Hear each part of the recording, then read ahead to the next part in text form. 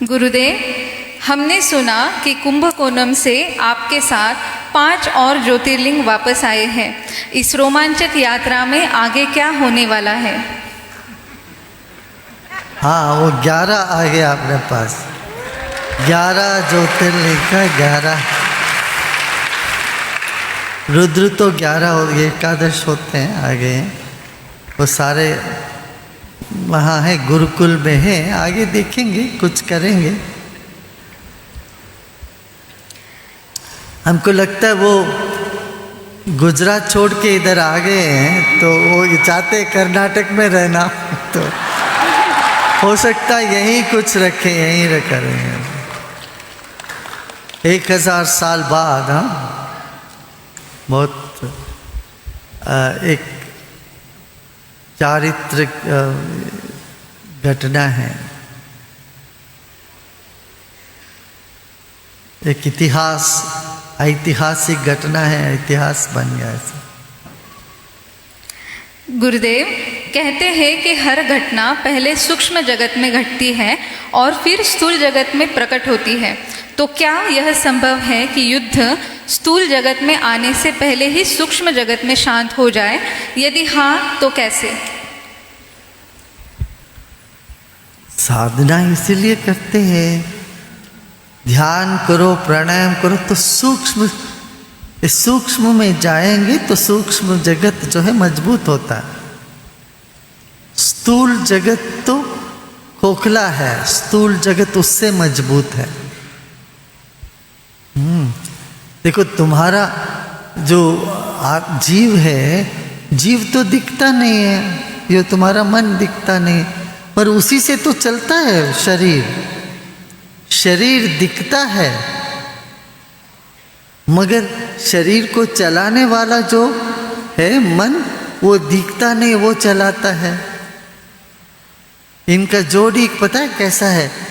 जैसे अंधे के कंधे पर लंगड़ा बैठ गया। शरीर अंधा है और मन लंगड़ा है, तो मन बिना शरीर के चल नहीं सकता, शरीर बिना मन के नहीं चल सकता, शरीर देख नहीं सकता। तो शरीर अंधा है, मन लंगड़ा है। दोस्ती है यही इनका।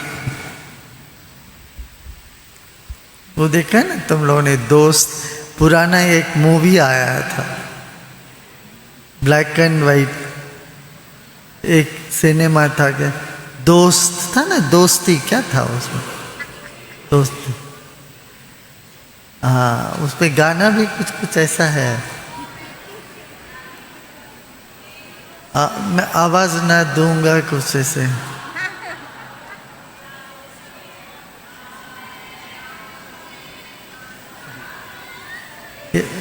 भक्ति का ही गाना है वो।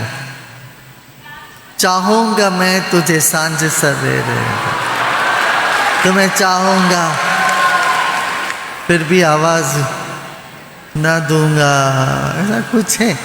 मैं देखो, उन दिनों वो सब एक बड़ा फिलोसॉफिकल टच था ना इन चीज़ों में। हमारे जो पुराने उपनिषद की बात थी, उसी को लेके चलाया ऐसे। अंधे के कंधे पर लंगड़े बैठ गए,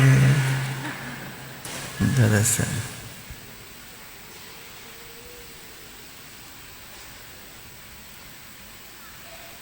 हाँ गुरुदेव, शादी में तो सारा काम दुल्हन वालों का ही होता है। आप कहते हैं कि आप दूल्हे की साइड से हैं, तो एक साधक, सेवक और भक्त को किस साइड शामिल होना चाहिए? दूल्हे वालों में या दुल्हन वालों में? क्या उचित है?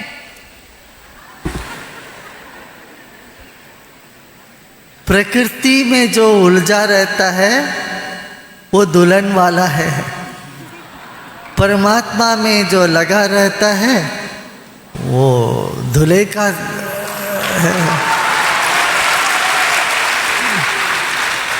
तो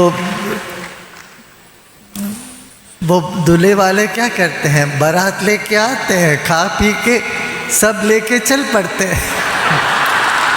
ऐसे ही इस दुनिया में सब आए हैं, यहाँ पर मौज करो, मस्ती रहो, अपना निकल पड़ो यहाँ से।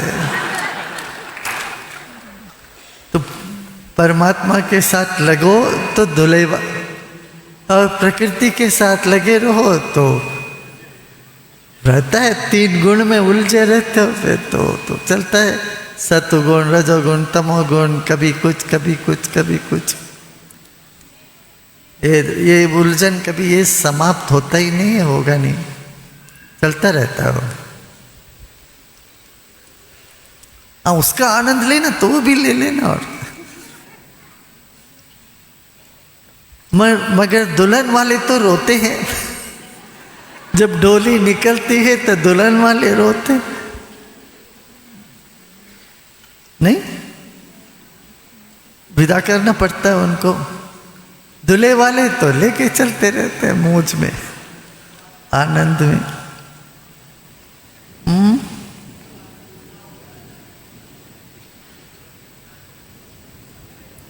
अच्छा देखो, दुल्हन वाले तो फिर विदा तो करनी पड़ेगी तुम्हें, दो विदा करोगे तो रोओगे। बिना रोए विदाई होती है क्या? बिना रोए विदाई होती है क्या? विदाई में रोते नहीं है क्या? बताओ तो। ऐसे तो नहीं, अच्छा भाई छूट गई, घर से गए, ऐसे तो नहीं बोलते। ऐसे बोलते क्या? नहीं।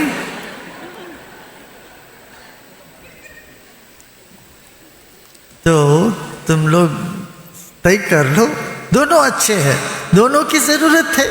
मान लो सिर्फ दूल्हे के पक्ष के ही हो गए सारे, वहाँ दुल्हन वाले कोई नहीं है, कुछ नहीं, तो फिर ड्रामा खत्म, कुछ होगा नहीं। नहीं, अच्छा है दोनों, आप जो चाहे सो वो आप अपना लो।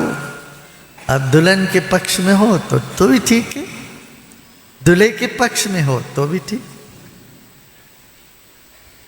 मौज करो। अच्छा, अब दूसरा वो इंस्टॉलमेंट, बारिश आने से पहले अपना जाके एक भोजन वोजन कर लो। कुछ लोग तो अभी गीले हो, कपड़ा अपना बदल के खा पी के फिर सो जाइए सब लोग अच्छे से, है ना?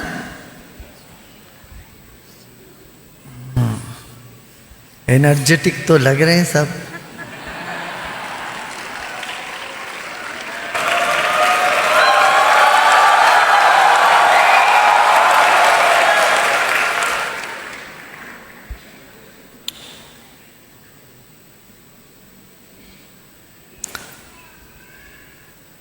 आपका क्वेश्चंस है ना, तो आप लिख के यहाँ बास्केट रहेगा उसमें डाल देना।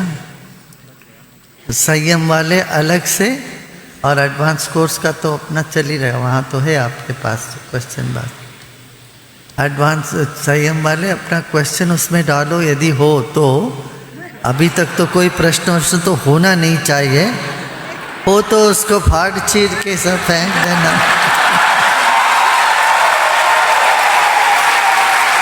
चीर के फाड़ के वो फेंक देना। यही बात है, मुख्य बात यही है।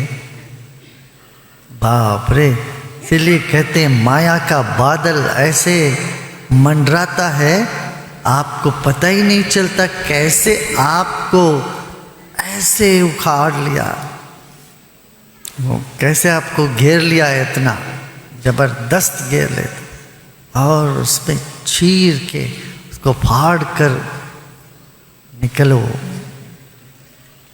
यही करना है।